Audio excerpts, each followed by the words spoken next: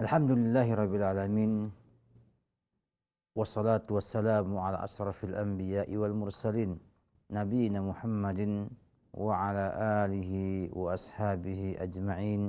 Amma ba'du.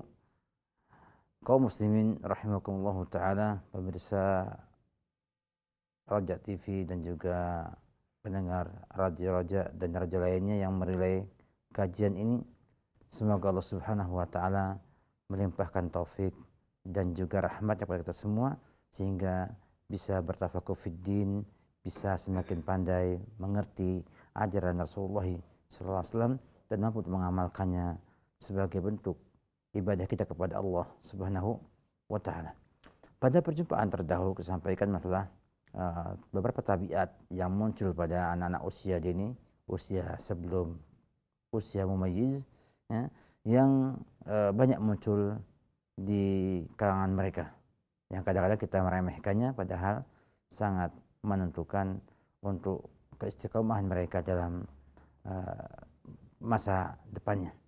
Pada hari ini kita coba untuk menyampaikan tentang wasail ataupun uslub, sarana dan juga cara kita untuk menyampaikan metode yang kita miliki untuk menyampaikan misi yang kita inginkan dari pendidikan anak usia dini ini.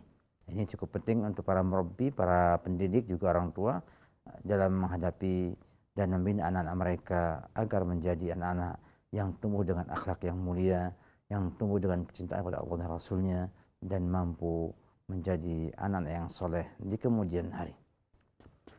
Para ulama rahimahullah ta'ala seperti ketahui telah menjelaskan dengan sangat gamblang melalui metode Rasulullah SAW dalam menghadapi atau melihat anak-anak kaum muslimin di masa yang lalu. Dan ini sangat penting sekali untuk kita ketahui agar kita mampu untuk bisa menyesuaikan antara tabiat anak-anak sebagai anak yang usia dini yang banyak membutuhkan talqin dan juga membutuhkan contoh daripada yang setelahnya.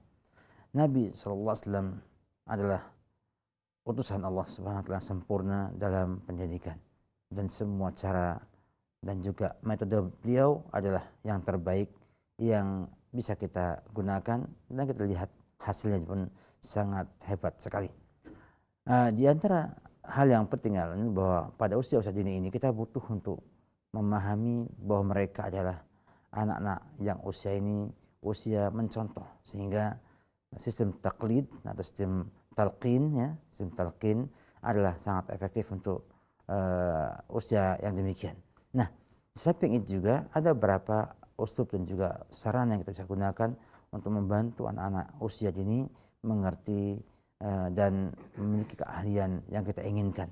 Di antara adalah dengan tarbiyah bil qissah, ya, bil qissah waqi'ah al-hadifah. Artinya mentarbiah mereka dengan cerita-cerita yang nyata dan edukatif. Artinya kisah yang nyata, bukan yang fiktif. Dan alangkah banyaknya kisah-kisah nyata yang kita bisa ambil daripada kisah-kisah Nabi, Al-Quran, dan juga ulama terdahulu yang menggambarkan tentang misalnya sifat jujur mereka, kemudian sifat semangat beragamanya, kemudian sifat yang baik lainnya yang dikemas dalam bentuk yang menarik untuk mereka bisa dengarkan kisah-kisah tersebut. Demikian juga kita perlu untuk menyampaikan mungkin kisah-kisah para pahlawan Islam yang sangat pemberani seperti misalnya Umar bin Khattab, ya. Demikian juga Hamzah bin Abdul Muttalib, kalangan sahabat, ataupun kalangan setelahnya seperti tokoh-tokoh Salahuddin Al-Ayyubi, ya, Muhammad Al-Fatih, yang semua ini bisa membantu anak itu untuk melihat bahwa orang-orang tokoh-tokoh ini tokoh-tokoh yang sangat hebat, yang dicontoh keberaniannya dan juga kedermawanannya. Demikian juga kita perlu juga mencontoh mereka bagaimana dengan kisah-kisah yang nyata ini untuk mampu mereka mengerti orang yang membutuhkan dibantu dan orang yang dizalimi pun dibela. Oleh karena itu, seorang murabbi atau seorang guru, seorang orang tua harusnya mampu untuk memberikan kepada mereka kisah-kisah ini agar tumbuh dari mereka rasa kagum kepada tokoh-tokoh itu dan kemudian bisa mencontoh sifat-sifat tersebut. Demikian juga yang cukup penting untuk kita ketahui di kalangan para pendidik ya, adanya upaya untuk mengambil faidah, mengambil informasi atau cerita yang adalah buku-buku biografi para ulama rahimahullahu ta'ala. Seperti misalnya kitab Syiar A'lam Nubala dan yang lain-lainnya. Yang berisi kisah-kisah para ulama terdahulu dalam semangat berilmu, semangat beramal, kejujurannya, keberaniannya, kedermawanannya yang nanti akan tumbuh di hati anak-anak itu dengan kisah tersebut, sifat-sifat tersebut. Dan demikianlah banyak sekali ya. Kisah itu bisa didapatkan tanpa harus membuat kisah-kisah fiktif yang kadang-kadang ya, malah dirasa oleh sang anak itu adalah berbohong dan bukan hal yang nyata. Oleh karena itu, lihatlah bagaimana misalnya kisah perangan Nabi, kisah-kisah para sahabat dahulu adalah kisah yang nyata dengan bukti yang nyata, namun kisahnya cukup menarik untuk diketahui oleh anak-anak tersebut. Nah, sini kita lihat bagaimana pentingnya kisah tarbiyah ini, sehingga Al-Quran pun ya, menjadikan tarbiyah dengan kisah ini sebagai bagian daripada petunjuk di Al-Quran. Kita lihat dalam Al-Quran ya, Allah Subhanahu wa ta'ala memberikan kisah yang cukup banyak sejak di Al-Baqarah, dimulai dengan kisahnya Adam alaihissalam ya, kemudian kisahnya Musa alaihissalam, sampai di juz amma pun masih ada kisah-kisah ini, termasuk kisah turunnya wahyu pada Rasulullah sallallahu alaihi wasallam pada surat Al-Alaq ya, menunjukkan bahwa Al-Quran ini subhanallah penuh dengan kisah-kisah nyata yang dapat diambil oleh kita sebagai sarana atau bahan mengisahkan kisah yang bagus kepada anak-anak kita di rumah.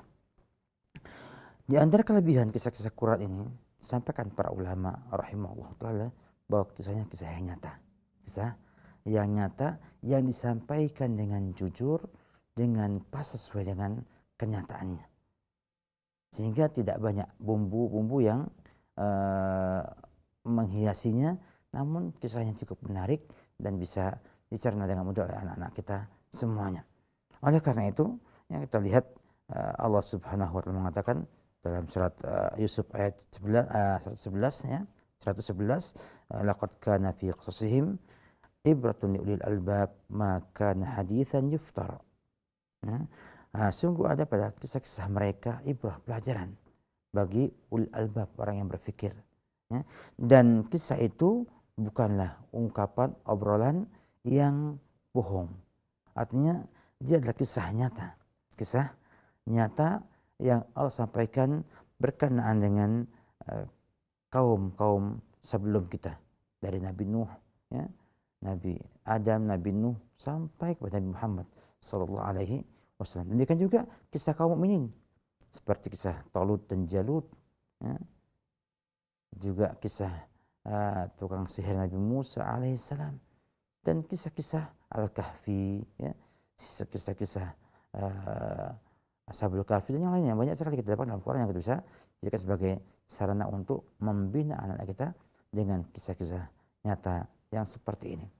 Demikian juga dalam Al-Quran banyak sekali kita dapatkan kisah-kisah yang cukup penting yang berkaitan dengan akhlak ya, dengan suluk ya, yang nanti ini akan memberikan kepada kita kemampuan menyampaikan kepada anak-anak kita yang dapat dicerna oleh mereka, sehingga akhirnya mereka bisa mencontoh sifat-sifat baik tersebut ya, kisah-kisah baik tersebut.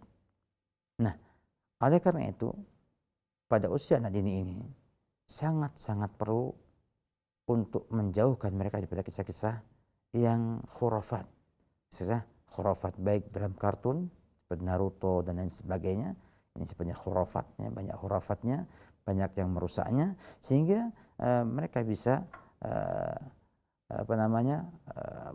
memiliki kemampuan yang bagus dalam mencerna kisah tersebut, bukan kisah-kisah khayal ya, yang tidak ada buktinya sehingga bisa terbang ke langit dan sebagainya, yang nanti malah membuat mereka menghayalkan yang tidak. Berapa banyak didapatkan dalam alam nyata kita adalah kita anak-anak itu mengalami masalah akhlak dengan sebab menonton film-film kartun tersebut. Demikian juga dengan sebab mereka salah menonton acara-acara televisi ya. Seperti mereka memukul adiknya sampai ada yang meninggal ya, dengan smackdown dan lain sebagainya, yang ini subhanallah berbahaya bagi anak-anak tersebut. Oleh karena itu ya, kisah-kisah yang kita sebutkan adalah kisah yang nyata, bukan kisah-kisah fiktif khayal ya, yang tidak pernah terjadi dan mungkin juga tidak bisa terjadi. Banyak ya hal-hal yang tidak mungkin terjadi dikisahkan dalam kisah baik di televisi ataupun di radio ataupun mungkin di buku-buku bacaan pada anak-anak yang kita cintai tersebut. Oleh karena itu sebaiknya gunakanlah kisah-kisah yang nyata yang ada dalam Al-Quran, dalam sunnah Nabi, dan juga dalam kisah-kisah para sahabat, para tabi'in, para ulama-ulama yang nanti bisa menumbuhkan kepada mereka ya, rasa kagum dan mau mencontoh kepada para ulama-ulama tersebut. Juga di antara sarana dan juga cara yang baik untuk kita nyampaikan pendidikan kepada anak-anak usia dini adalah dengan tarbiyah al-la'ab al-hadifah, yaitu dengan membina mereka dengan permainan yang edukatif, permainan yang bisa mengarah kepada pendidikan ya. Karena kita ketahui bahwa memasukkan ataupun memberikan rasa senang pada anak-anak ya, nah, dan membuat dia lebih rehatnya lebih senang, lebih longgar ya, itu merupakan perkara yang diharapkan dan dituntut oleh syariat ya. Dan permainan edukatif ini sangat membantu untuk membina kemampuan anak tersebut, kreativitasnya ya, dan juga kemampuan bakat-bakat lainnya. Oleh karena itu tidaklah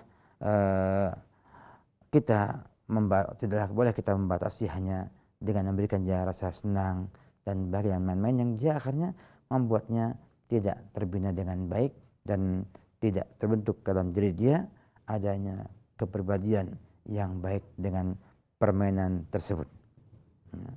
Permainan yang kita ambil adalah permainan yang dia bisa menumbuhkan kepribadiannya, juga menumbuhkan pikirannya, sehingga ia mau berpikir dengan baik dan bisa mengarahkan kepada keluasan wacana mereka dalam memahami masalah sosial yang ada di lingkungannya tersebut. Dan juga kalau bisa juga diajarkan pada mereka untuk mampu berinteraksi dengan orang lain dalam permainan tersebut, sehingga nantinya membantu ia untuk sabar menanggung beban beratnya pendidikan ketika mereka sudah mulai masa masuk ke pendidikan sekolah dasar yang kita ketahui ya sangat penting untuk ini. Walaupun sekarang sudah ada misalnya TKIT, kemudian juga PAUD. Nah, ini adalah sangat penting sekali untuk kita sampaikan pada mereka sebagai pendidik untuk membawa permainan yang bersifat edukatif yang membantu mereka untuk menumbuhkan kemampuan bakat pada anak-anak tersebut. Ya, nggak hanya semata-mata hanya bermain tanpa ada di sana pembinaan kemampuan ya, intelektual dan juga kemampuan fisiknya anak-anak tersebut. Oleh karena itu dulu para sahabat sebagaimana dikatakan oleh Rubai ibni Muawwidh, Rubai bintu Muawwidh mengatakan arsala Nabiyyu sallallahu alaihi wasallam ghadata Asyura ila qural ansar man asbaha muftiran falyutim baqiyat yaumihi wa man asbaha sha'iman falyasum. Qalat fakunna nasumu ba'du wa nasumu sibyanana fanaj'al lahum ru'batan min al-ihn fa idza baka ahaduhum 'ala at-ta'ami a'taynahu dhak hatta yakuna 'inda al-iftar. Nabi dulu mengutus orang di siang hari Asyura ke perkampungan Ansar dengan mengatakan siapa yang pagi-pagi telah berbuka maka hendaknya menyempurnakan dengan puasa hari itu. Dan yang sudah berpuasa sejak pagi maka berpuasalah sampai sore hari.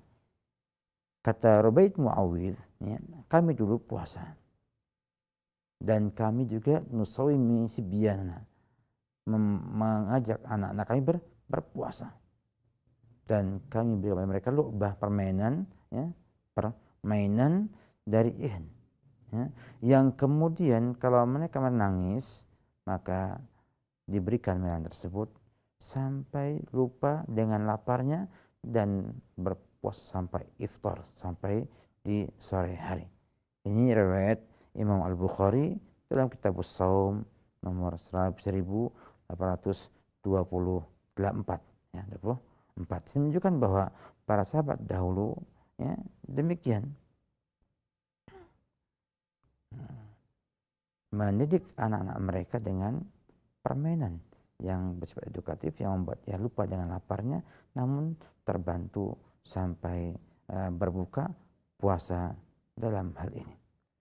Demikian juga riwayat yang lainnya sampai oleh Imam Muslim, ya, sampaikan wa nasna' lahum lu'bah min al-ihan fanadhhabu bihi ma'ana fa idza sa'aluna ta'ama a'tainahum lu'bata tulhihim hatta yutimmu shaumahum.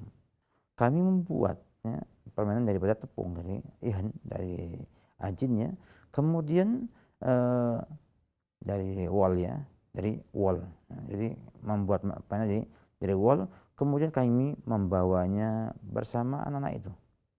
Ketika mereka itu minta makan, kami berikan permainan tersebut. Untuk apa? Untuk membuat dia lupa dengan makanan, sehingga mereka siap untuk menyempurnakan puasa mereka.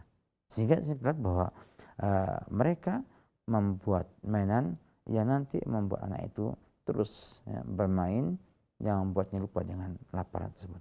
Demikian juga dahulu ikhwati fillah kaum muslimin rahimakumullah taala, ya, membantu mengajari anak-anak perempuan dengan boneka, ya, dengan boneka, ya. Dengan boneka mereka dibina untuk mampu mengurus anak-anak. Jadi sudah mulai sejak kecil, ya, diberikan pembinaan untuk cinta kepada anak-anak dan bisa mengasuh anak-anak di kemudian harinya. Ini tidak mulai sejak kecil, karena zaman sekarang dapatkan kaum wanita pada tidak suka memelihara anak di rumahnya, maka butuh dari kecil kita membina mereka untuk cinta kepada itu semua, agar nanti ketika dewasa bisa jadi ibu yang baik, yang bisa merawat anak dengan baik juga. Jadi kita lihat bagaimana kisah-kisahnya oleh Aisyah, ya, oleh Aisyah dan yang lain juga. Kata Ibnu Hajar rahimahullahu ta'ala dalam kisah Aisyah, ya, yang cukup masyhur, ya, bahwa dakhala alayya an-nabiyyu sallallahu alaihi wasallam wa ana al'abu bil la'b farafa'a satra wa qala ma hadha ya Aisyah faqultu la'bun ya Rasulullah, ya. Nabi menemui aku dalam keadaan aku bermain-main dengan permainan, itu boneka, ya. Ya. Kemudian Nabi tanya, apa ini Aisyah? Kami katakan, ini adalah permainannya Rasulullah sallallahu alaihi wasallam. Sehingga kata Ibnu Hajar, bolehnya menjadikan bentuk, ya, bentuk anak-anak untuk permainan, untuk boneka untuk permainan, ya. Kenapa? Karena memelatih anak-anak untuk mampu untuk itu. Dan kita bisa dapatkan sekarang ini banyak sekali, ya, kita dapatkan permainan dari tempat yang kita bisa beli di toko-toko, seperti misalnya alat masak, ya, sehingga anak-anak sejak kecil sudah senang untuk masak dan lain sebagainya. Itu bisa membantu mereka untuk persiapan menghadapi masa-masa tua mereka, masa-masa dewasa mereka. Kemudian juga kita tambahi dengan satu lagi, ya, adanya dengan tarbiyah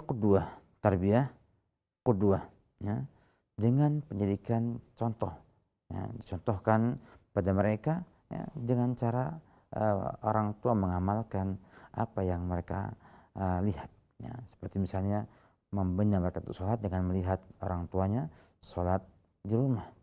Oleh karena di antara hikmah yang kita dapatkan tentang keutamaan sholat di rumah, yang kata Nabi, ya, sholatu rajul fi baiti ilal maktubah. Orang itu sholat di rumah kecuali yang wajib laki-laki. Nah, ini didapatkan ketika bapaknya sholat di rumah, anaknya melihat dan menirunya. Kalau juga orang tua baca Quran di rumah sangat membantu untuk membina anak-anak menjadi senang membaca Al-Quran di rumah juga. Mungkin demikian sedikit yang disampaikan pada perjumpaan ini. Kita akan sampaikan pada pekan selanjutnya tentang bagaimana tarbiyah dengan cara pembiasaan yang baik untuk anak-anak usia dini dan yang seterusnya pada perjumpaan berikutnya insyaallah taala. Salam Muhammad wa ala alihi wa sahbihi wasallam. Nah, ya, jazakallahu khair pada Ustaz dan barakallahu fik. Demikian ikhlas Islam azakumullah, pendengar dan pemirsa dimanapun Anda berada, pembahasan singkat yang telah disampaikan oleh Ustaz Khalid Syamhudi hafizahullah taala, pembahasan mengenai uslub dan sarana mendidik anak usia dini. Mudah-mudahan kita dapat menyimak dengan baik dan dapat kita ambil faedahnya. Dan selanjutnya kami buka sesi interaktif, sesi soal jawab. Bagi Anda yang ingin bertanya langsung, silahkan di 0218236543 untuk layanan telepon, dan di layanan pesan singkat di dua nomor bisa mengirimkannya, ya, di 081317776543 atau di nomor yang satunya lagi di 0819896543. Baik, kesempatan pertama kami berikan di layanan line telepon, ya, di 0218236543. Halo. Halo, Assalamualaikum. Waalaikumsalam warahmatullahi wabarakatuh. Dengan Ibu siapa, di mana? Dewi, Pondok Gede. Ya, Ibu Dewi di Pondok Gede, silahkan. Ini Pak, mau nanyakan, kalau kita mendoakan anak, terus kita memberitahu ke anak gitu, apa termasuk riya? Maksudnya supaya anak itu mengikuti kita gitu, mendoakan, biar dia mendoakan juga kita, orang tuanya gitu. Apa itu termasuk riya, Pak? Syukran ya. Ya, afwan. Syukran. Terima kasih banyak. Waalaikumsalam warahmatullahi wabarakatuh. Ya, terima kasih Pak Bu Dewi, ya. Ibu Dewi Pondok Gede. Tentang hal ini, riya itu masalah di hati, ya. Jadi tidak mesti yang ditampakkan kepada orang lain itu ada riya. Riya itu adalah penyakit hati di mana kita ingin dipuji oleh orang yang kita ingin sampaikan atau tampakkan amalan tersebut. Dan saya yakin bahwa orang tua ketika mendoakan anaknya tidak ada dalam hatinya ingin anaknya memuji orang tuanya dengan pujian tertentu, ya. Dan relatif orang tua itu kalau mendoakan anaknya mestinya apa? Ikhlas, ya. Tidak mengharapkan kecuali kebaikan untuk anak tersebut kepada Allah Subhanahu wa taala. Sehingga kalau kemudian didapatkan bahwa dengan menyampaikan hal itu kepada anak, ya, itu bisa memberikan pada anak satu pengaruh tarbawiyah, sehingga ia merasa bahwa orang tuanya perhatian dengan dia, orang tuanya itu sangat sayang kepada dia, cinta kepada dia, sehingga ia ingin mencontoh dan ingin menjadi anak yang baik. Saya kira tidak mengapa dan bukan termasuk dalam riya. Karena riya ini adalah perkara hati, ya, yang harus kita jaga, jangan sampai muncul karena dia akan merusak amalan kita semuanya. Jika orang tua memandang dengan menyampaikan pada anaknya, wahai anakku, ya, saya doakan kamu setiap hari agar kamu menjadi orang sukses dan lain sebagainya, mungkin juga tidak mengapa disampaikan dalam rangka untuk memberi pada dia satu opini, satu perasaan bahwa memang orang tuanya menghendaki ia sukses dunia dan akhiratnya. Tapi juga kalau sering disampaikan, khawatirnya apa? Timbul rasa meremehkan, ibu ini ngomong terus seperti ini. Jadi kalau saya lihat alam besar sekali boleh sampaikan kepada anak supaya anak mengerti bahwa sebetulnya orang tuanya setiap saat mendoakan anaknya tersebut. Wallahu a'lam bishawab. Bagaimana ketika orang tua mendidik anaknya semasa kecil tapi dengan niat di hatinya, Ustaz, itu supaya anak tersebut ingat nanti ketika besarnya ingat kepada orang tuanya dan berbakti kepadanya. Apakah hal tersebut juga bisa dikatakan ikhlas? Hal itu tidak merusak niat kita, tidak merusak niat kita. Artinya kita memang memiliki keinginan anak itu, ya, dengan kita berbuat baik akan dibalas dengan kebaikan juga, ya. Tidak merusak niat karena ini adalah satu konsekuensi, ya, dan Allah sampaikan bahwa al-jazaa min jinsil amal, ya, bahwa orang yang berbuat kepada anaknya maka anaknya akan berbuat baik kepada bapaknya. Demikian juga ketika sang orang tua itu tidak menyampaikan hak anak pada anak tersebut atau terlibat dalam mendidiknya, maka bisa jadi anaknya nanti akan tidak memperhatikan orang tuanya tersebut. Tetapi ini jangan jadikan sebagai asal, sebagai apa? Pokok ya. Pokoknya bahwa kita kalau ingin membina ya kita ikhlas lillahi ta'ala, ibadah kepada Allah Subhanahu wa taala ya, dan ini sangat penting disampaikan ya berkenaan dengan anak-anak ini, karena orang yang berniat membina anak-anaknya untuk ibadah kepada Allah itu pahalanya tentu akan lebih besar daripada hanya ingin menunaikan kewajiban semata atau hanya untuk agar nanti anak ini bisa membalas dengan kebaikan pada kita lagi. Yang jelas bahwa inilah yang saya pada kita semua, bahwa itu bukan riya ya, bukan riya, tapi itu adalah keinginan orang tua sebagai konsekuensi daripada sikap yang dia miliki.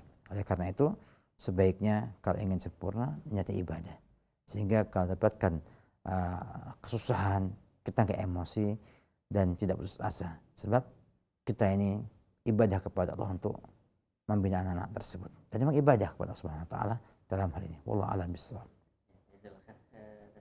Demikian ya untuk Ibu Dewi yang berada di Pondok Gede. Dan selanjutnya kami berikan kesempatan yang kedua, silakan di 0218236543 bagi Anda yang ingin bertanya langsung kembali. Iya, silakan. Iya, halo.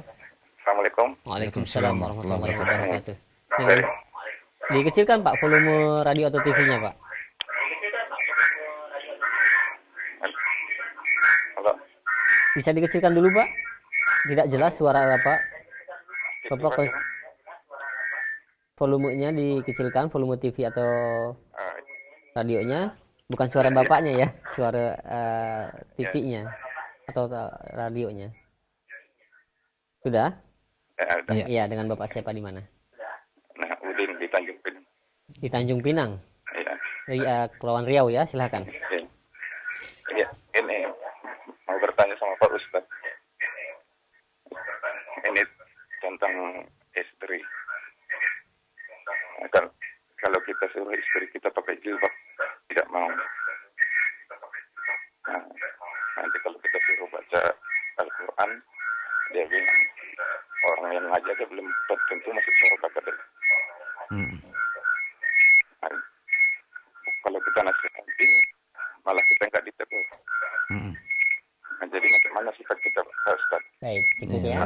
Hadapinya kayak gitu. Iya. Ya, makasih Pak. Terima kasih banyak ya. Dari jauh ya. Iya, Tanjung Pinang ke Kepulauan Riau. Terima kasih banyak, jazakallahu khair. Tentang hal ini memang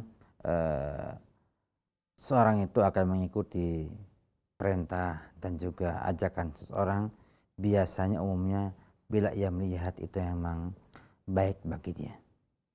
Sehingga banyak sekali kita dapatkan kaum muslimat yang enggan menerima nasihat ya, ataupun pendapat ataupun ajakan dari orang yang ia tidak percayai akan membuatnya bahagia ataupun punya reputasi yang baik pada dia.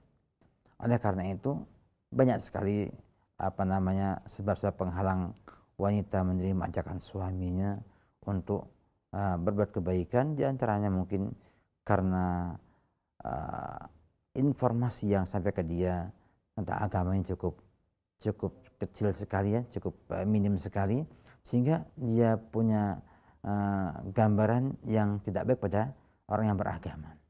Yang kedua juga mungkin juga karena sikap suami yang kurang baik selama ini ya. Sikap suami kurang baik selama ini, sehingga ketika suaminya mengajak dia untuk berjilbab, dia bisa menjawab dengan semena-mena dan kadang-kadang keluar bahasa-bahasa yang tidak baik seperti tadi. Memang kalau pakai jilbab masuk surga dan lain sebagainya. Jawab saja, kalau yang pakai jilbab saja nggak masuk surga secara pasti, gimana kalau nggak pakai jilbab kan gitu. Artinya orang yang pakai jilbab saja belum tentu masuk surga, apalagi yang nggak pakai jilbab kan gitu. Ya, dalam hal ini. Jadi pintarnya seorang laki-laki, seorang suami untuk menyampaikan dengan baik kepada istrinya, ini perkara yang penting untuk kita miliki. Bagi yang belum dapat atau belum memiliki, berlatih untuk memilikinya. Karena untuk nyuruhnya ada seninya, ada fikihnya, ada seninya. Artinya tidak gampang menyuruh orang, karena pada asalnya orang itu gengsi disuruh oleh orang lain. Oleh karena itu sebagai seorang suami hendaknya bersikap sabar, pelan-pelan untuk merubah kondisi istri tersebut. Apalagi kalau istri merasakan bahwa dia super, punya kelebihan yang tidak dimiliki oleh suaminya, kan kemudian menganggap bahwa suaminya adalah bukan segala-gala baginya. Sekarang dengan demikian keadaannya, maka dia bisa saja meremehkan ucapan suami yang dianggapnya itu adalah perkara yang asing atau yang baru dalam benaknya, dan juga kadang-kadang juga karena ia merasa bahwa suaminya memang belum mampu untuk memberi kebahagiaan. Karena namanya wanita itu adalah orang yang paling gampang untuk kufur dengan nikmat dari sang suami. Oleh karena itu, maka hendaknya suami bersabar, kemudian mencoba untuk membawa sang istri kepada komunitas yang baik, sehingga ia ngerti makna agama itu apa, kenapa jadi muslim dia, kenapa dia harus ibadah kepada Allah Subhanahu wa Ta'ala, sehingga nanti akan muncul cinta kepada ibadah tersebut. Baru kemudian mudah untuk diajak yang lebih lagi, sehingga ajaklah membaca Al-Quran, nggak mau ajak lagi kepada orang-orang, ajak ke masjid, biar kenal dengan orang-orang yang di sana, ikut pengajian, dengarkan mereka untuk melihat atau mendengar juga ceramah-ceramah agama yang baik, sehingga nanti akan muncul dalam benak sang wanita itu bahwa apa yang disampaikan oleh sang suami itu sebetulnya adalah agama yang harus ia pegang dan jalankan. Dan saya yakin bila suami itu adalah pemimpin yang ia cintai, akan mudah baginya untuk menerima perintah dan larangan suami. Tapi masalahnya adalah di zaman sekarang ini wanita menganggap suami hanya pelengkap saja. Ini ya masalahnya. Jadi wanita hanya menganggap bahwa suami sebagai pelengkap saja. Tidak ada uang yang bisa diambil dari suami, tidak ada juga yang lain yang dari suami, sehingga dia hanya yang penting saya nggak janda. Nah, ini yang perlu dibenahi oleh sang suami. Bagaimana ia merasa bahwa suami adalah kebutuhan yang ada padanya, sehingga kalau ada suaminya dia nggak bahagia. Nah, ini bisa membuat ia akhirnya menganggap bahwa suami adalah pemimpin yang harus ia patuhi. Ya, kita coba lihat di negara ini ya, secara gamblang saja, ketika rakyatnya mencintai pemimpinnya, maka perintah larangan pemimpin akan dipatuhi oleh rakyatnya. Tapi ketika pemerintahnya nggak dianggap oleh rakyatnya, rakyatnya tiap hari diberikan keterangan jeleknya pemerintah oleh orang-orang, sehingga dalam benak dia tidak ada baiknya pemerintah tersebut. Ketika pemerintah memberikan pada dia perintah, maka nggak mau dilaksanakan oleh mereka, sebab dalam benak dia itu orang jelek. Nah, oleh karena itu pentingnya para ulama dulu melarang kita untuk mencela pemerintah di forum-forum besar adalah untuk menjaga agar rakyatnya tetap cinta kepada rajanya dan bisa patuh dengan sang raja tersebut. Nah, bisa dibayangkan kalau misalnya setiap hari disampaikan kepada telinga sang istri jeleknya suami, maka ketika suami ngomong, maka jilbab, maka dia nggak mau mematuhi suami tersebut. Oleh karena itu, mari terlepas daripada keburukan yang ada pada sang istri, kita sebagai laki-laki harus punya upaya untuk memperbaiki ini semua dengan perbaikan pada diri kita sendiri. Saya yakin dengan kita baik, kemudian kita coba memperbaiki yang ada, baru kemudian bila tidak mungkin lagi berubah oleh kita, maka rubahlah oleh orang lain. Mau dia dengan nasihat orang lain atau dicerai sebagai solusi agar ia merasa bahwa sebetulnya suaminya benar, dia salah. Ini bisa disampaikan pada hadirin, pada bapak juga yang lainnya, bahwa kita harus mampu menjadi pemimpin rumah tangga yang baik, sehingga sang istri merasa bahwa inilah imam di rumahnya, pemimpin di rumahnya yang ia cintai, yang ia akan tiru. Ketika sang istri memandang demikian, maka dengan mudah untuk mampu memahami dan juga mengamalkan apa yang suaminya inginkan. Ya, sampai bahkan kadang-kadang seorang wanita berusaha mencari apa yang menjadi kesukaan sang suami. Ketika suami sukanya adalah melihat dia berjilbab, dia akan berjilbab. Dan ketika suaminya menginginkan ia untuk masak enak, ya masak enak. Ya, tergantung kepada apa hubungan yang ada. Makanya saya memandang orang bisa pada bapak yang pertama takwa sama Allah Subhanahu Wa Taala. Ya, semakin takwa, semakin hebat. Ya, maksud saya semakin kita banyak beramal kebaikan, baik wajib maupun yang sunnah-sunnah, akan muncul kecintaan Allah kepada kita. Dan doa kita sama kita, maka Allah akan mudahkan orang lain untuk menerima kita. Yang kedua, memperbaiki cara gaul kita dengan istri kita. Cara bergaul dengan istri kita. Cara berbicara, ya, juga bersikap, ya nanti akan tampak menjadi satu bentuk bentuk profil yang memang patut untuk ditiru dan dipatuhi oleh sang istri. Dan demikian akan nampak nanti bagaimana sang istri bisa merubah sifat-sifatnya. Dan tampak banyak ya, dalam hal ini banyak sekali kaum muslim yang istrinya itu Masya Allah ya, susah diatur, suaminya ini terus berusaha untuk mendidik dia, terakhir ya, sang istri mengikuti apa kata suaminya. Kata suaminya jangan pergi, enggak pergi. Ditawari sekolah ke luar negeri, kata suami jangan. Sekolah lagi, enggak sekolah lagi. Semuanya ini dalam rangka ya dia untuk mencari kebahagiaan dari sang suami. Maka Nabi mengatakan fa innahu jannatuki wa naruki. Suaminya adalah surga dan nerakanya kau. Nah, kita harus berusaha memahamkan sang istri bahwa sebetulnya bahagia dan tidaknya ia juga bergantung kepada patuh kepada sang suami tersebut. Kalau demikian insya Allah akan mudah untuk mengajak ia menjadi baik. Tentang sikap kita, ya. Jangan gampang untuk menceraikan. Kita harus berusaha untuk memperbaiki dengan cara memperbaiki diri kita sendiri. Ya, kata Allah, at-thayyibun lit-thayyibat, ya, wal khabithun lil khabithat. Yang sebagian pasal mengatakan orang yang baik ya pasangannya perempuan yang baik. Orang yang buruk pasangannya apa? Perempuan yang buruk. Nah, demikian Allah alam. Ya, jazakallahu khair atas jawaban Ustaz. Demikian untuk Bapak yang berada di Kepulauan Riau, dan mungkin bermanfaat pula jawaban dari Ustaz untuk para pendengar atau pemirsa yang lainnya. Dan selanjutnya yang ketiga masih kami terima di layanan yang telepon. Silahkan di 0218236543 ya. Halo. Halo. Ya. Assalamualaikum warahmatullahi wabarakatuh. Waalaikumsalam warahmatullahi wabarakatuh. Dengan Bapak siapa di mana? Dengan Abu Nadira di Senen, Jakarta Pusat. Abu Nadira, dikecilkan Pak volume radio atau TV-nya, dikecilkan dulu. Iya, silakan Abu Nadira. Halo Ustaz, barakallahu fiik. Barakallahu. Raja mendengar Raja. Begini Ustaz, mengenai doa untuk kita dan untuk keluarga Ustaz.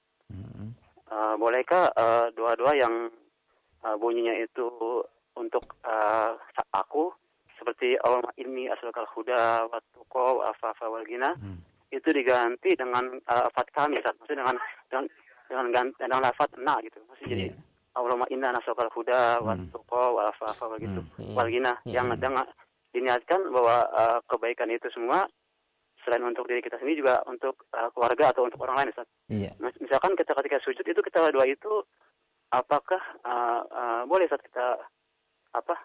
kita ganti untuk dengan bahasa Indonesia, misalkan selain kita berdoa yang tadi Allahumma inna nas'alukal huda wa tuqa wa afafa wal ghina, kita doakan juga dalam bahasa Indonesia, ya Allah karuniakanlah kepada kami, keluarga kami, kepada kawan kami keluarganya, kepada saudara kami dan keluarganya ketakwaan, ilmu itu kan tadi, sama hidayah. Begitu boleh nggak Ustaz? Kita doakan dirinci selain berdoa tadi bahasa Arab tadi, kita juga berdoa dalam bahasa Indonesia dirinci untuk si fulan dan keluarganya itu. Terima kasih Ustaz. Wassalamualaikum warahmatullahi wabarakatuh. Waalaikumsalam warahmatullahi wabarakatuh. Boleh semua itu ya, boleh semua dilakukan karena juga kita lihat Nabi Ibrahim ketika doa dengan Nabi Ismail, Rabbana taqabbal minna innaka antas samiul alim, juga Rabbana ij'alna muslimaini laka ila akhir ayatnya, menunjukkan bahwa Nabi Ibrahim menggunakan kalimat na untuk dia dan Ismail dan keluarganya. Tidak ada masalah menggunakan kalimat jamak ya untuk mewakili seluruh yang kita inginkan. Dan doa yang paling baik adalah dengan doa Al-Qur'an ya. Dan sunnah itu cukup bagus karena memang berisi kata-kata yang indah dan juga umum ya, jadi merata ya, merata. Contohnya misalnya Allah Rabbana afrik alaina sabran misalnya ya. Artinya kita itu minta kesabaran yang sempurnanya, yang tidak putus lagi kesabaran setelah itu. Sehingga lafadznya pendek namun maknanya demikian luas juga. Rabbana hablana min azwajina wa dzurriyyatina qurrata a'yun waj'alna lil muttaqina imama. Ini juga doa yang sangat besar dan sangat dalam pengertiannya. Minta istri dan anak kita menjadi penghibur hati kita, artinya orang yang solehat, kemudian juga sikapnya bagus, sehingga kalau kita mendengar mereka senang, melihat mereka senang ya, itu semua dalam makna itu semuanya, sehingga orang yang dikabulkan doanya ini dapatkan keluarganya demikian harmonis, demikian bagus, dan demikian juga menyenangkan. Menggunakan juga dalam sujud ya, memang ada hadis yang jelas kata Rasulullah, amma sujud fa'aktsiru fid du'a ya, sujud kita memperbanyak doa karena dia itu ajdar ayustajab, sangat mungkin sekali untuk dikabulkan. Sehingga pernah mengatakan di antara tempat yang paling mustajab adalah ketika sujud ya, karena aqrabu ma bainallahu abdihi hina yasjud ya, yang paling dekat Allah dengan hambanya adalah ketika sedang sujud. Dan ini boleh menggunakan yang bersifat simpel seperti Al-Quran, juga mungkin kita rinci ya, misalnya Allahumma gfirli walidayya wali ikhwani wali ammi ya, boleh dirinci, boleh ya, boleh, nggak ada masalah ya. Apalagi memakai bahasa Indonesia juga boleh ya Allah berikan kepada fulan hidayah, taufik dan lain sebagainya, boleh. Bahkan Nabi pernah menyebut orang-orang yang didoakan oleh beliau sallallahu alaihi wasallam, sehingga boleh insyaallah dan tidak mengapa. Wallahu a'lam bishawab. Banyak ya doa-doa yang menggunakan kami Ustaz, Iya, banyak sekali. Rabbana atina. Iya. Ya baik ya, demikian ya untuk Abu Nadira yang berada di Senen, dan selanjutnya mungkin kami akan terlebih dahulu beralih di pesan singkat yang sudah cukup banyak nih pertanyaan. Iya. Ada pertanyaan dari penanya yang tidak disebutkan nama dan tempatnya. Assalamualaikum warahmatullahi wabarakatuh. Waalaikumsalam warahmatullahi wabarakatuh. Bisa anak-anak zaman sekarang terkadang mereka itu lebih masuk ketika diberikan pembelajaran melalui media, terutama seperti yang ada sekarang ini, media misalkan cara berwudu dengan menggunakan film kartun, ya, tata cara dengan kartun. Apakah hal tersebut diperbolehkan? Ya, film animasi ya. Betul. Memang kita akui bahwa itu di antara tarbiyah dengan kedua ya, masuk ke sana, artinya orang lihat bentuk nyatanya seperti itu. Sebetulnya ini juga di zaman Nabi sudah disampaikan ya oleh Nabi juga para sahabat. Contohnya Utsman bin Affan ketika diminta oleh para tabi'in untuk nyontohkan wudhu Nabi, ya minta langsung air dari Himran maulanya dan dia wudhu sendiri. Setelah selesai mengatakan hakada wudhu Nabi sallallahu alaihi wasallam. Jadi tidak ngomong banyak, cukup dengan apa? Dia amalkan seperti wudhu, seperti ini berwudhu ya dan sebagainya macamnya. Sehingga hal ini cukup bagus untuk kita menunjukkan. Demikian juga ketika kita menggunakan film animasi ya pun tidak ada masalah selama tentunya dihindari hal yang haram ya, hal yang haram ya, seperti mungkin pakaiannya ya, bentuknya dan sebagainya, nanti diusahakan tidak menampakkan kecantikan ataupun kegantengan gambar itu sehingga orang terfitnah oleh gambarnya. Jadi bukan melihat esensi, tapi melihat gambar yang bagus seperti itu ya. Ini penting yang disampaikan bahwa selama dia tidak ada penghasilan maka dibolehkan menggunakan film animasi untuk pendidikan anak-anak yang kita miliki. Dan ini sangat penting, sangat bagus untuk anak-anak usia dini sampai usia tua pun gampang untuk melihat bagaimana gambar. Dan alangkah bagus kalau kita menggunakan yang bersifat video langsung, yang itu bisa lebih baik lagi insyaallah taala. Allah alam bisawab. Ya, baik. Jazakallahu khair. Saya berdoa demikian untuk yang bertanya. Dan selanjutnya ada pertanyaan, ya Ustaz, saya memiliki anak perempuan berusia 9 tahun dan keinginan saya ingin memasukkannya ke pesantren, tapi hal tersebut ditentang oleh orang tua saya. Nah, apakah saya berdosa ketika saya tidak menuruti perintah orang tua saya tersebut? Ya. Pembinaan anak itu adalah bergantung kepada ibu dan bapaknya, ya. Artinya sang bapak dan ibu bila sudah bersepakat untuk membina anak itu ke pesantren misalnya dengan pertimbangan yang banyak, ketika orang tua yang tidak mau dan tidak setuju, maka orang tua tidak punya hak untuk melarang anaknya tersebut, ya. Kecuali bila punya alasan yang masuk akal dan juga bagus.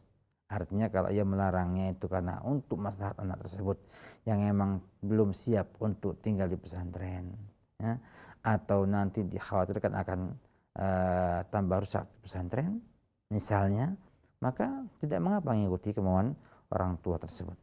Namun ketika orang tua hanya sekedar kasihan semata, padahal dalam perjuangan ibu bahwa anak ini kalau tidak dipesantrenkan akan berbahaya bagi akhlaknya, bagi agamanya, maka orang tua lebih baik mengikuti syariat dan menjaga anaknya dan tidak mematuhi keinginan orang tua dalam hal ini. Jadi kita harus bersikap adil, ya, bersikap adil artian kita juga harus melihat alasan orang tua mengapa kok tidak membolehkan.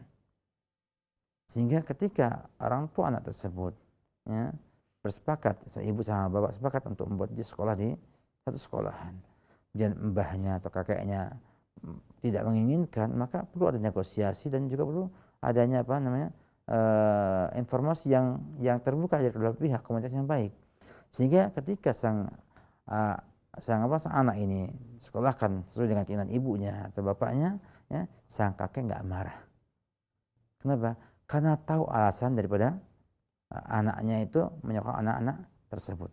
Jadi istilah saya bahwa perlu kita hanya sosialisasi komunikasi yang baik dengan orang tua, karena tetap kadang-kadang mereka punya naluri, punya insting yang bisa diharapkan pengalaman mereka, ya, selama ini cukup banyak, bisa dijadikan sebagai acuan dalam kita mengambil keputusan yang terbaik. Artinya jadikan orang tua sebagai penasehat, ya, minta pendapatnya, kenapa demikian, sehingga akan munculnya komunikasi yang baik. Saya yakin bila kita mampu memberikan pada orang tua kita pemahaman bahwa anak yang kecil ini harus dipindahkan ke satu sekolahan yang ada, maka saya yakin orang tua akan setuju bila ada alasan yang bagus dalam hal ini. Ini butuh komunikasi yang baik aja, ya. Sehingga jangan sampai kita itu mengecewakan orang tua kita dan juga jangan merusak anak kita.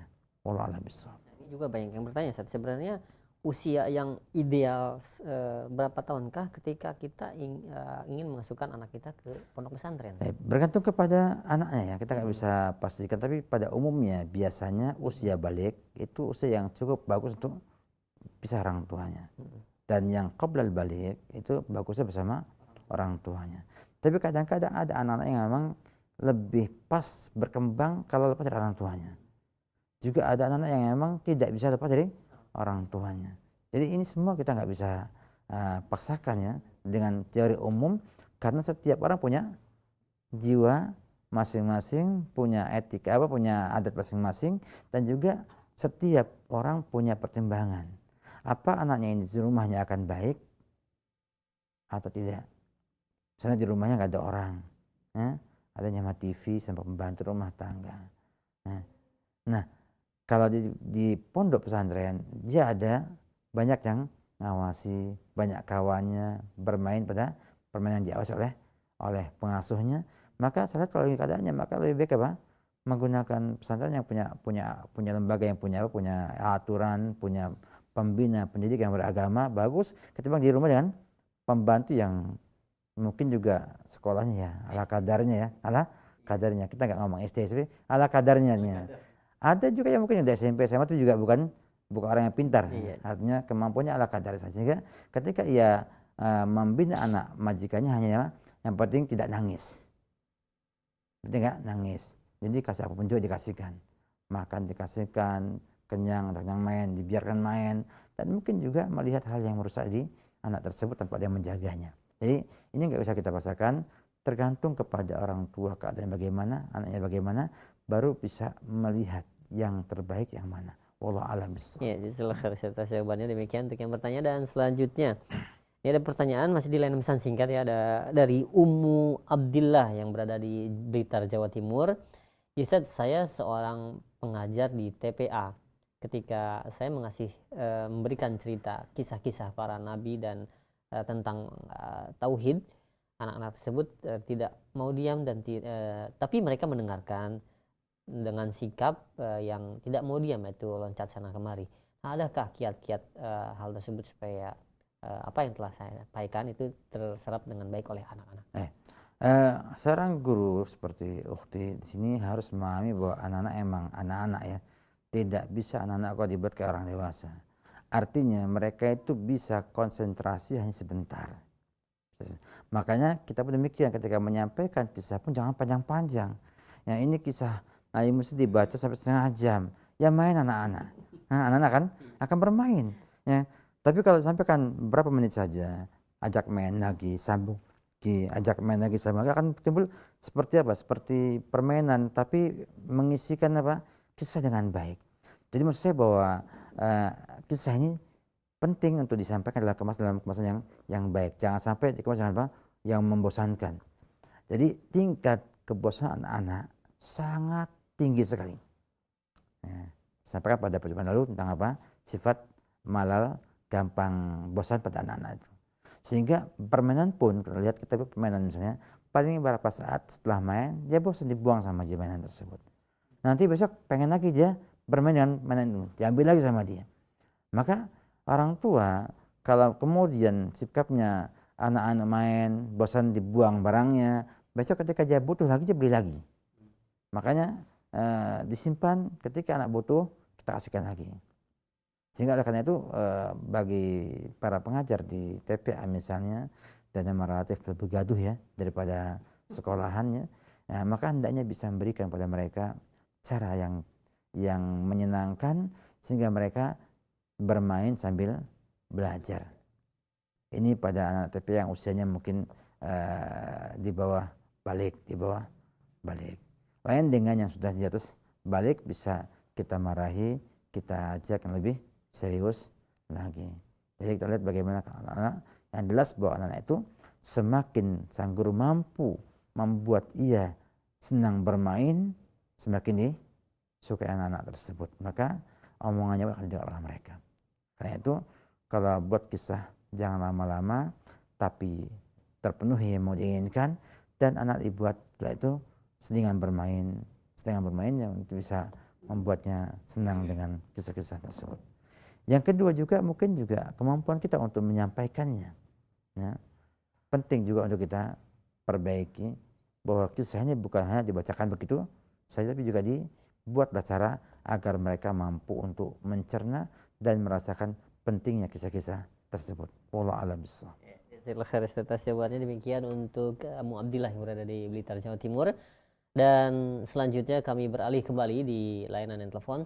Silahkan ya di 0218236543. Halo. Assalamualaikum. Waalaikumsalam warahmatullahi wabarakatuh. Dengan siapa di mana? Dari Ibu Nia di Bekasi. Ibu Tapi Nia. mohon maaf, saya mau diskusi dengan Ustadz off air aja. Di Ya, nomor berapa?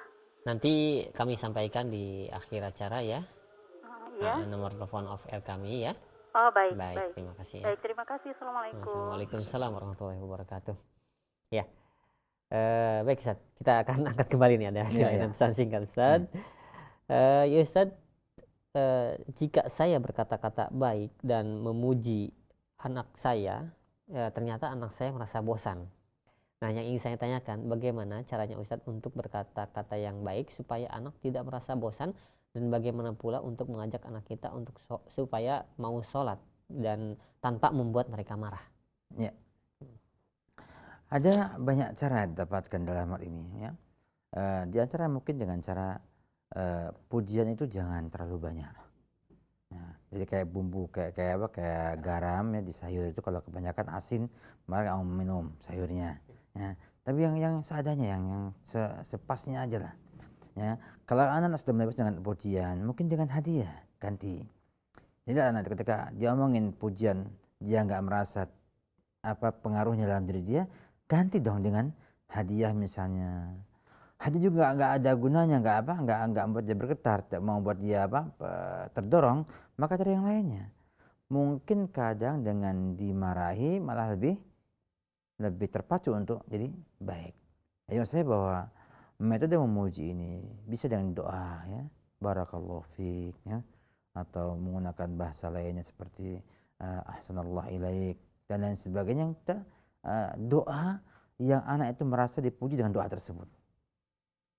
Kalau ini nggak mempan, ya, mungkin dengan cara pujian, ya, kamu anak yang baik, ya, masya Allah, ya, ini amalan soleh dan sebagainya. Dia merasa bahwa ia dipuji oleh orang tuanya, itu punya pengaruh pada sikapnya.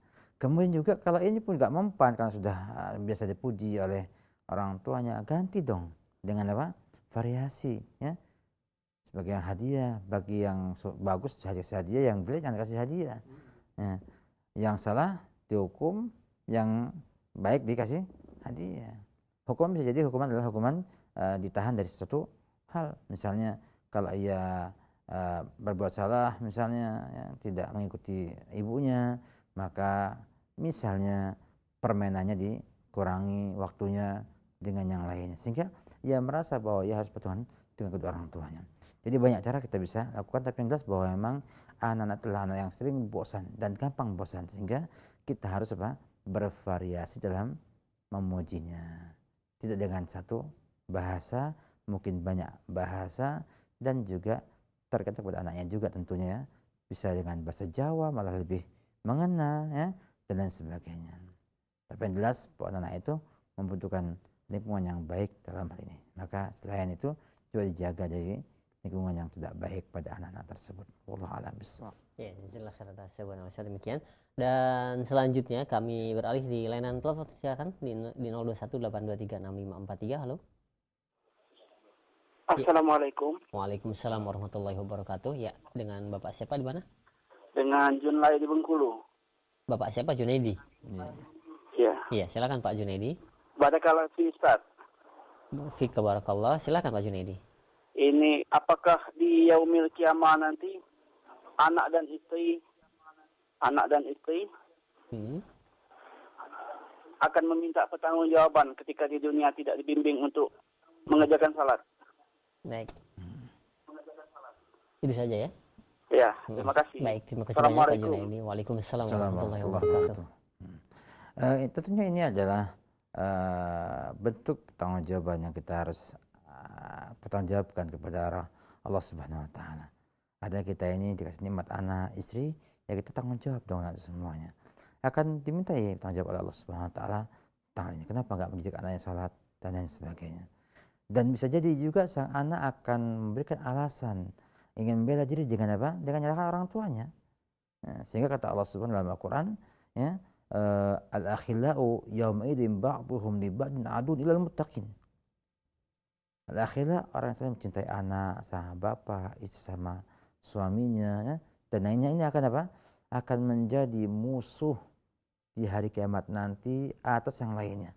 Artinya sang suami akan menghujat istrinya agar masuk surga dia, istrinya masuk neraka. Demikian juga sebaliknya. Juga anak pun demikian. Ya. Berusaha bagaimana dia memiliki alasan mengorbankan bapaknya untuk ia selamat daripada siksa Allah Subhanahu wa taala. Kecuali yang bertakwa, karena mereka masuk surga semua. Nah, kalau surga ini Allah berikan keutamaan kumpul bersama keluarganya. Walaupun mungkin amalan anaknya di bawah amalan bapaknya, atau sebaliknya. Namun Allah akan kumpulkan pada tempat yang paling baik daripada yang ada tersebut. Saya kumpul nanti di surga bersama keluarga yang ada.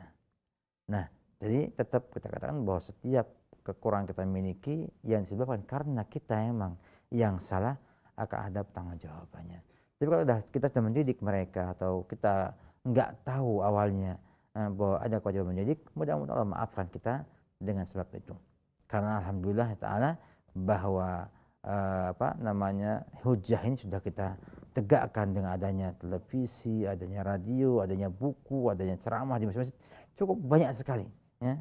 Orang yang ingin baik masih bisa mengambil kebaikan tersebut. Yang tidak mau baik, itulah yang akan dapatkan penyesalan di kemudian harinya. Jadi bahwa semua tugas kita akan diminta pertanggungjawaban.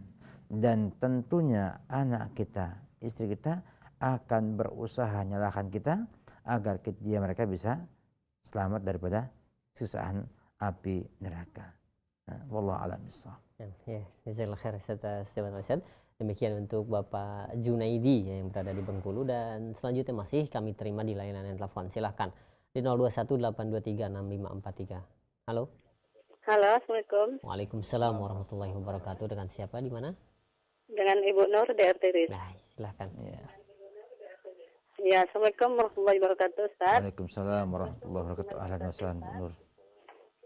Ini Ustaz, 2 hari menjelang Lebaran kemarin, suami saya meninggal dunia dan meninggalkan 2 orang anak, yang satu masih berumur 9 tahun dan yang kedua umur 18 tahun. Yang ingin saya tanyakan, sampai umur berapakah anak yang disebut yatim itu, Ustaz? Yatim. Terima kasih. Gimana? Assalamualaikum warahmatullahi wabarakatuh.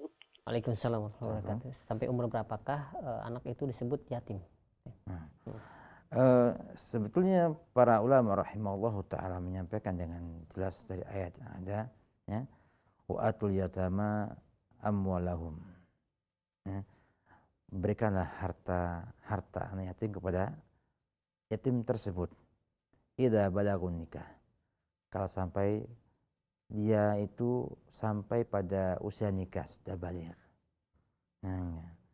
Tetapi kata Allah, fa in anastum minhum rusda fadfa'u ilaihim. Kalau sudah ada di sana kemampuan ia untuk mandiri menggunakan uang, maka diserahkan uang itu kepadanya. Kalau belum, maka jangan. Makanya anak yatim, dikatakan yatim adalah pada asalnya adalah itu, tapi bukan berarti bahwa setelahnya tidak ada kewajiban memelihara, tetap dipelihara sampai ia bisa mandiri. Memang kalau secara tadi begitu, bahwa yatim ada pada idza balagun nikah, masih yatim. Kemudian oleh Allah diperintahkan untuk menyerahkan hartanya kepada anak itu untuk ia gunakan sendiri. Bila sudah ada rusd, selama belum ada rusd, belum ada kemampuan untuk mandiri ini, maka tetap ia harus diasuh oleh orang lain. Ya. Apa namanya? Ia yatim atau emang ia adalah bagian daripada konsekuensi kemandirian. Sama kayak kita punya anak pun demikian. Nah, kita juga pada asalnya balik selesai urusan kita, tapi kita terus bina mereka, kita bantu sampai mereka mandiri dengan kuliah dan bisa bekerja kembali. Maka saya katakan bahwa membantu yatim, ya, boleh sampai setelah balik pun dibolehkan, karena itu nyambung dengan apa? Dengan ayat tadi, supaya mandiri. Tapi kalau kita misalnya, ya, punya anak, ya, maka setelah usia balik, maka kita uji dia. Bila ia mampu untuk menggunakan harta dengan baik, bisa kemandirian ada, maka serahkan harta warisnya kepada dia. Ya. Ini tentang yatim. Wallahu a'lam bishawab. Baik, jazakallahu khair atas jawabannya. Demikian untuk Ibu Nur yang berada di Air Tiris. Masih kami terima, silahkan di 0218236543 layanan telepon. Ya, halo. Waalaikumsalam warahmatullahi wabarakatuh. Dengan siapa, di mana? Dengan Denny. Bapak Denny di mana? Di Padang. Di Padang. Silakan Pak Denny. Assalamualaikum, Ustaz. Waalaikumsalam warahmatullahi wabarakatuh. Gini, saya pertama pernah dengar dari salah seorang Ustaz ahli sunnah juga masalah ini. Nah, yang pertama, pendapat pertama yang saya dengar, kalau lewat dari 2 minggu berarti dia udah nggak dapat faedah apa, nggak dapat apa istilahnya, nggak dapat afdol akikah lagi nih anak ini. Terus lebih baik nggak diakikahkan lagi. Iya. Yang pendapat kedua, ahli sunnah juga. Anak ini selama belum jadi akikah dia masih tergadai. Maksudnya tergadai ini maksudnya kalau berarti kita masih utang sama Allah itu. Iya. Enggak tahu yang berarti yang pendapatnya yang khilaf ulama ini maksudnya yang ulama yang gimana Ustaz? Maksudnya yang pendapat yang terkuatnya gimana Ustaz? Assalamualaikum. Waalaikumsalam warahmatullahi wabarakatuh. Ya.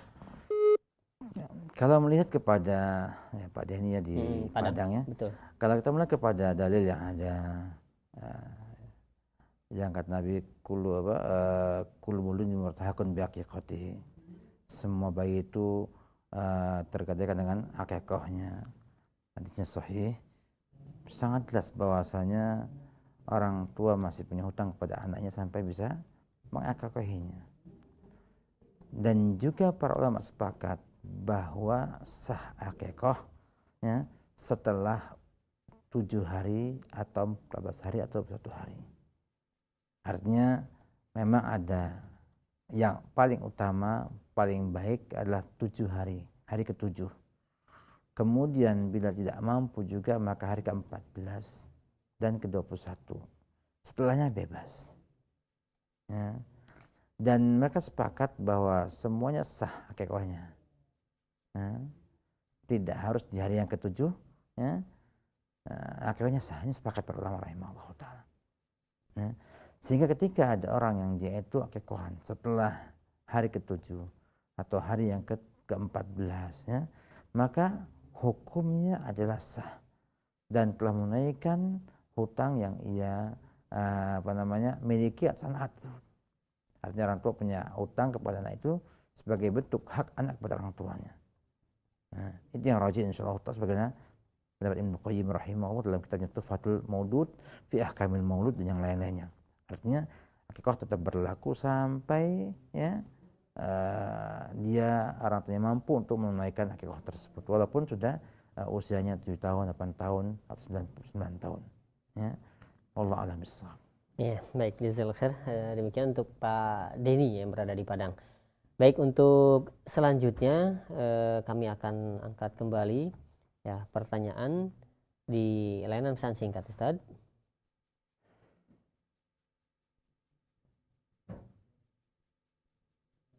Ya, ada pertanyaan dari penanya yang berada di Pamekasan. Saya memiliki bapak yang berpemahaman Syiah, Ustaz. Ya, dia mempercayai dengan imam-imam yang 12 tersebut. Nah, saya sebagai anak, bagaimanakah sikap saya kepada beliau? Mohon nasihatnya, Ustaz. Nah, yang pertama kita ikut bela sungkawa ya. Ikut sedih melihat cobaan yang Bapak dapatkan dengan adanya orang tua yang menganut agama Syiah ini. Ya. Agama yang merusak ya. Dan tidak dapatkan satu agama pun yang lebih rusak daripada Syiah yang saya lihat. Ya. Karena mereka di samping akhlaknya juga buruk, ya, juga mereka mencela sahabat Nabi yang paling mulia. Kalau ditanyakan kepada agama Nasrani, siapakah yang terbaik dari umatmu? Maka mereka jawab sahabat Musa, sahabat Isa alaihissalam, sahabat Isa alaihissalam, al-Hawariyun. Kalau ditanyakan kepada orang-orang Yahudi, ya, siapakah orang yang terbaik? Jawabannya apa? Ashabu Musa, ya, ashabu Musa, sahabatnya Musa alaihissalam. Kalau Syiah ditanyakan siapakah orang yang paling buruk di dunia ini? Jawabannya apa? Sahabat Muhammad sallallahu alaihi wasallam. Sahabat juga adalah mut'ah. Nikah mut'ah ini juga demikian rusak. Ya. Sampai mereka mengatakan seorang istri, ya seorang wanita yang punya suami boleh bermut'ah dengan orang lain. Kalau sampai izin kepada suaminya itu mengurangi pahalanya. Ya, jadi semakin tidak diketahui, semakin banyak pahalanya karena ikhlas katanya kepada Allah Subhanahu wa taala. Innalillahi wa inna ilaihi raji'un. Ini adalah agama yang sangat buruk ya. Agama sangat buruk di mana kita harus berdoa kepada Allah dari agama yang seperti ini, ya, yang mengatakan perempuan itu selingkuh tanpa izin suami lebih besar pahalanya daripada dia izin dengan suaminya. Sehingga tidak ada aman seorang laki-laki yang punya istri orang Syiah ini, ya, yang akan aman daripada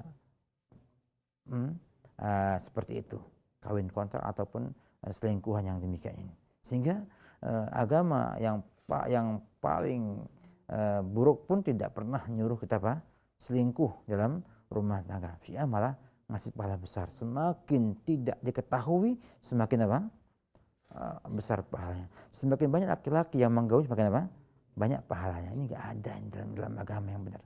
Ya, hancur dunia akhiratnya. Ya.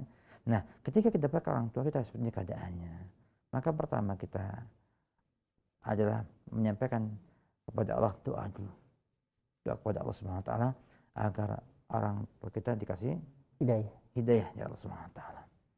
Ya, karena tetap dia orang tua kita. Ya. Yang kedua, berkata baik. Ya, qaulan ma'rufa. Ya. Yang ketiga, wasahibhuma fid dunya ma'rufa. Gaul dengan baik. Gaul dengan baik. Maksudnya didakwahi. Kita tetap bersikap baik dan sambil didakwahi agar menyatakan pemahaman Syiah tersebut. Karena umumnya orang Indonesia ini kena pengaruh Syiah itu awalnya nggak tahu itu Syiah. Nah, taunya itu orangnya baik, yang ngajar akhlak yang mulia, ini sehingga akhirnya tertarik, kemudian mulai dimasuki oleh pemahaman ini, setidaknya mengatakan bahwa yang benar adalah ini, padahal itu salah. Oleh karena itu kepada Anda berusahalah terus untuk memahami orang itu dengan baik dan mulailah belajar kembali bagaimana sesatnya Syiah agar bisa menyampaikan pada orang tua kita akan sesatnya agama Syiah ini, agama yang sangat sesat sekali, ya, dan berbahaya sekali. Karena dia punya akidah, punya keyakinan membuat kacau dunia ini adalah bagian daripada ibadah mereka. Mereka mengatakan kami sedang menunggu Imam Mahdi yang tidak akan muncul sampai dunia ini kacau. Sehingga tidak ada orang Syiah yang sekarang ini diwakili oleh Iran, ya, itu masuk ke suatu negara membuat kacauan. Lihat negeri Yaman jadi kacau, di Mesir jadi kacau, ya, di Suriah jadi kacau, di Palestina juga buat kacau, di mana-mana sampai di Indo pun membuat kekacauan negeri ini, ya. Karena itu himbauan kepada pemerintah, ya, juga kepada ulil amr untuk hati-hati dengan agama ini dan hendaknya segera, ya, membuat tindakan-tindakan preventif pencegahan yang nanti bisa menyelamatkan agama dan juga negara ini dari kehancuran. Bisa bayangkan, baru saja lihat kemarin informasi pengungsian, ya, tempatnya orang Syiah dari Sampang dulu, ya, itu aja masyarakat sudah ngeluh, ya, banyaknya wanita hamil tanpa suami, kondom yang berserakan di mana-mana, ya, begitu. Ketika imigran Iran, ya, disimpan tempat seperti itu keadaannya, sehingga tidaklah mereka ada terlibat kekacauan di sana, kerusakan di sana, kerusakan pada akhlak, pada agama dan yang lain-lainnya.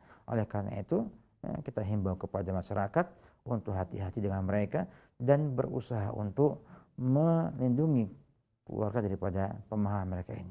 Dan sampaikan ini sebagai bentuk peringatan, semoga Allah Subhanahu wa taala membuat kita semua selamat daripada orang-orang yang seperti itu. Amin. Wallahu a'lam bishawab. Amin ya rabbal alamin. Ya, jazakallahu khair atas jawaban dan nasihatnya. Dan selanjutnya ini ada pertanyaan kembali di layanan pesan singkat dari Ana yang berada di Bekasi. Ya Ustaz, saya seorang guru atau pendidik dan saya memiliki siswa yang sangat sering berbohong serta ingkar janji, bahkan kepada saya pun sendiri pun maupun orang tuanya. Saya sudah menjelaskan dampak buruk dari sikap itu dan saya juga mencoba untuk memberikan reward dan punishment, yaitu penghargaan dan hukuman yang mendidik. Namun masih seperti itu juga.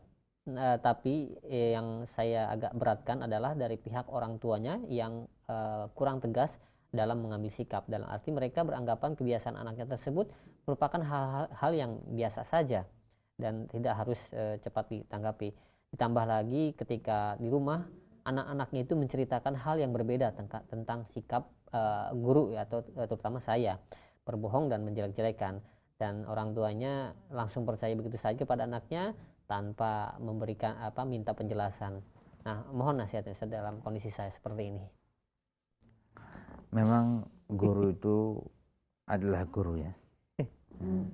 Artinya pahitnya dirasakan, manisnya orang lain yang rasakan. Artinya ketika anak-anak susah kita bina, kita pahit kita bina. Setelah dia jadi anak yang soleh, yang merasakan indahnya adalah orang tuanya. Tapi subhanallah, Allah berikan kepada guru pahala yang besar. Pahala yang besar. Ilmunya jadi pabrik amalan soleh. Anak soleh orang lain yang ia bina menjadi sebab pabrik amalan soleh bagi dia sampai hari kiamat nanti. Sehingga tidak ada satu amalan pun lebih hebat daripada amalan seorang guru.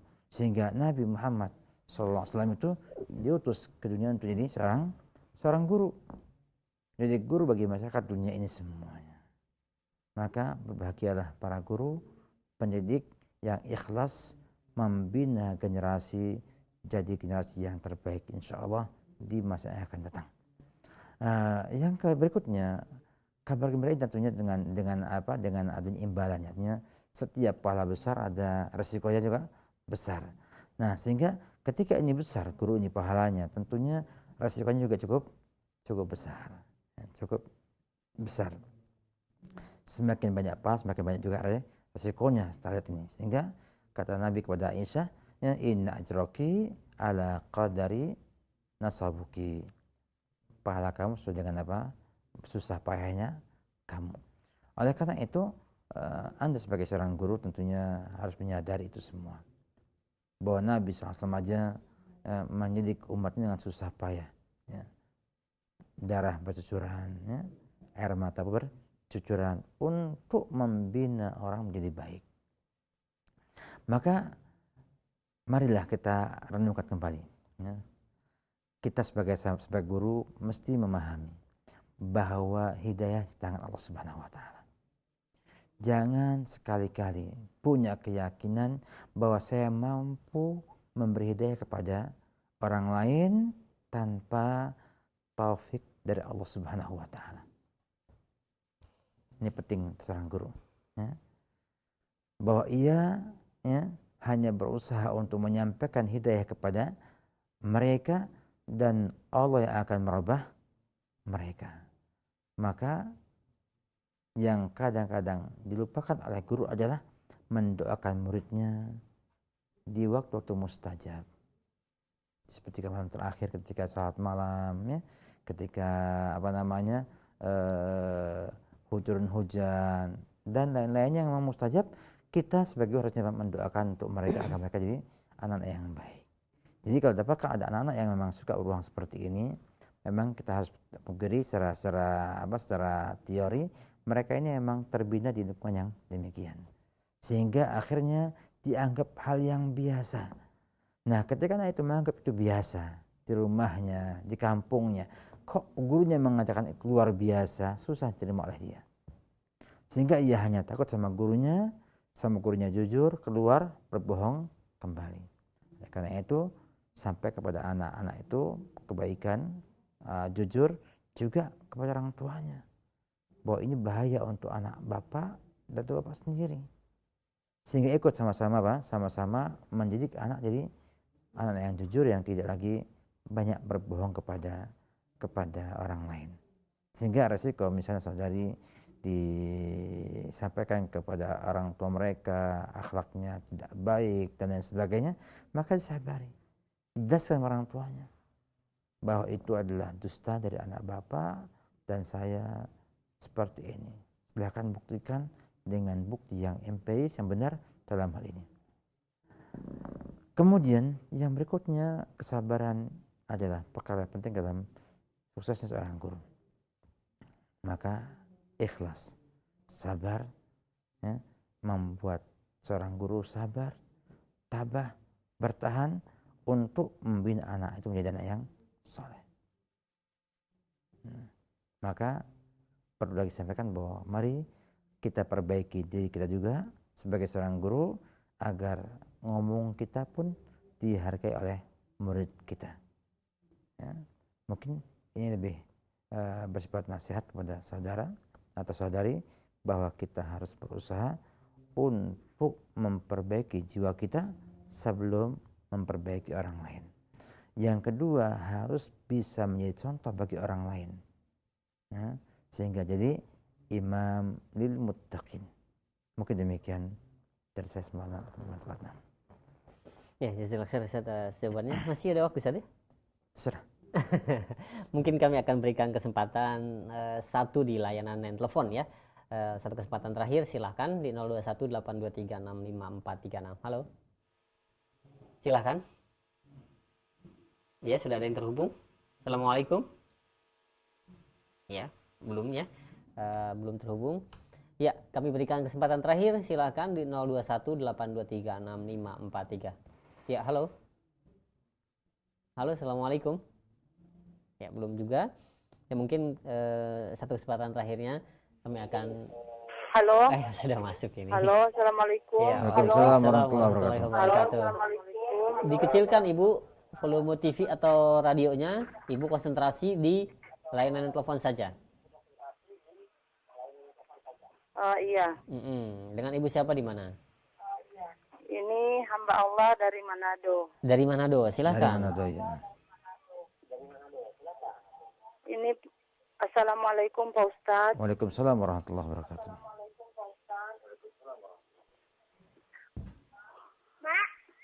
Ustadz, saya hanya ingin bertanya. Anak saya umur 13 tahun, baru saja masuk pesantren, pondok pesantren Al-Fatah. Ya, tidak usah sebutkan ya. Ya. Begini Ustadz, yang saya tanyakan, saya sebagai seorang ibu, amalan apakah yang akan saya laksanakan di rumah? Hanya itu saja yang saya tanyakan Ustadz. Wassalamualaikum warahmatullahi wabarakatuh. Assalamualaikum warahmatullahi wabarakatuh. Banyak Ustadz amalannya. Iya, tapi maksudnya beliau kayaknya yang nanti membantu anaknya bisa sukses ketika belajar di pondok ya. Iya. Itu maksudnya. Nah, kita tidak lihat lahirnya lafadznya, tapi lihat bahwa memang ini ibunya kan nyokap anaknya ke pesantren, dia ingin anaknya sukses. Amal apa yang dia laksanakan di sana? Yang terpenting dan juga disyaratkan di syariat Islam adalah mendoakan dia untuk sukses. Karena doanya orang tua itu terus doa yang mustajab, ya, doa yang mustajab, sehingga ibu banyak doa kepada anak ibu, ya, untuk anak ibu, ya, doa untuk anak ibu sebanyak mungkin di rumah. Ya. Yang berikutnya juga tentunya pengaruh amal soleh ibu dan orang tua itu punya pengaruh pada kebaikan anak di dunia ini.